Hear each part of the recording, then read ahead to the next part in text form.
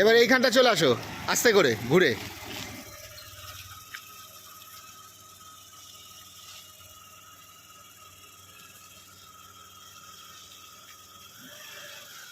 তোমার কিন্তু মনে হয় না কোনো অসুবিধা হবে? আর ভালোই তো চালাচ্ছে, কোনো অসুবিধা নেই। এবার রোডে একটু আস্তে আস্তে ইয়ে করে না। হ্যাঁ, যা হয়ে গেছে অনেক। এর একটা ছোট্ট থেকে একটা ফিডব্যাক বলো এবার, কেমন লাগলো টাকলো, বা এখানে তুমি কি মানে পজিশন তোমার কি ছিল, তারপরে আমাদেরকে তুমি যে টাকা পে করে দিলে আগে, সবকিছু দিয়ে একটা ওভারঅল একটা ভিডিও তোমার মতো করে একটা কনসেপ্ট করে বলে দাও। না, যে শিখিয়েছে সেও খুব ভালো ছেলেটা। আমি তো সাইকেলও চালাতে পারতাম না, তাও তো এখন শিখেছি। স্কুটি চালাচ্ছি, রাস্তায় উঠেছি, 2-3 বার নিয়ে গেছে আমাকে, ঘুরিয়েছে।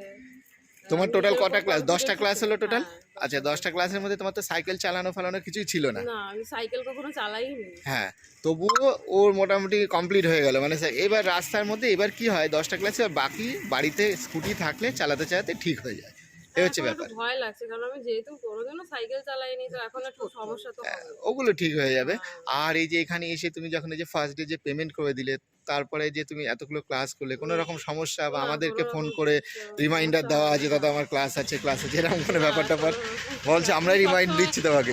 সবসময় বলেছেন যে না, যে ক্লাস আছে, রাতের বেলা মেসেজ করে দিচ্ছি। আর যে শিখেছে সেও আমাকে দেখিয়েছে এরকম আমি করো। সেও অনেক খেটেছে পেছন পেছন। আমি হ্যাঁ, যখন পারতাম না, 4-5 দিন ধরে আমাকে পেছন পেছন দেখিয়েছে এরকম করে। মানে মোটা কথা তুমি সাইকেল চালাতে পারতে না, না, আমি একদম কিন্তু সাইকেল স্কুটি চালাই না। এখন ভালোভাবেই চালাচ্ছে, ভিডিও দিয়েছি, লোকেও দেখছে আর কি। ব্যাস, ঠিক আছে, থ্যাংক ইউ।